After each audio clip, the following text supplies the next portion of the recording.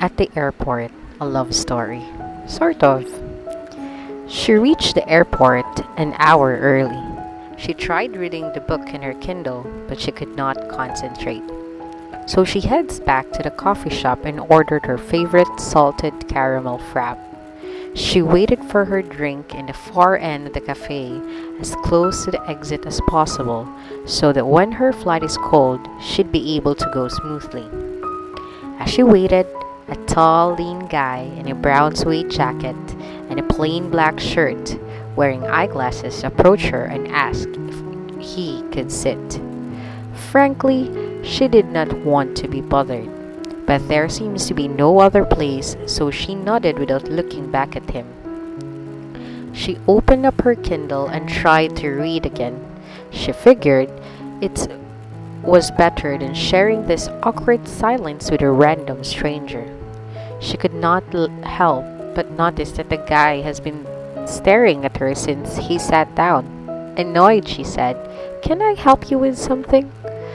I'm sorry if I'm making you feel uneasy, but I think we went to the same high school. Sarah, right? He uttered.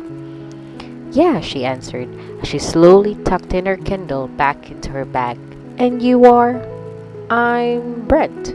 I don't know if you remember, the guy uttered, now smiling. He now wears these round glasses, and his dimples has been obscured by his stubble, appearing so ruggedly handsome, but handsome nonetheless. She smiled from ear to ear, fascinated over the fact that, of all the days of the year, fate has chose today that she gets to meet her long-time crush. She could just recall the countless times she'd shyly watched his basketball game, cheering for him from the sidelines, secretly wishing she'd ask her out, and playing out how the date would unfold with her friends, and being swooned by just the thought. Back then, his mere presence was enough to brighten her day. They proceeded to talking for 30 minutes. He did most of the talking, she just listened so intently that her eyes could give her away any minute. There were mentions of people's names and some grand things that happened which frankly she can only remember as second-hand stories. She was never really there. The names were familiar, but she could not associate it with faces.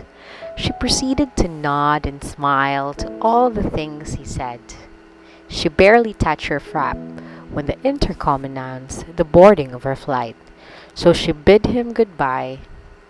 Just as she was going out of the cafe, she turned around smiling from ear to ear and brazenly uttered, "I like you back then."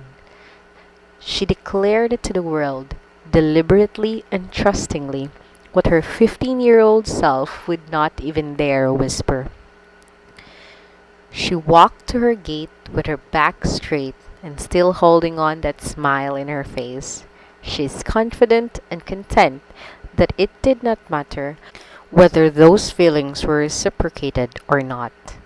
All that matters is that today she's going back home for a gown fitting for her sister's wedding.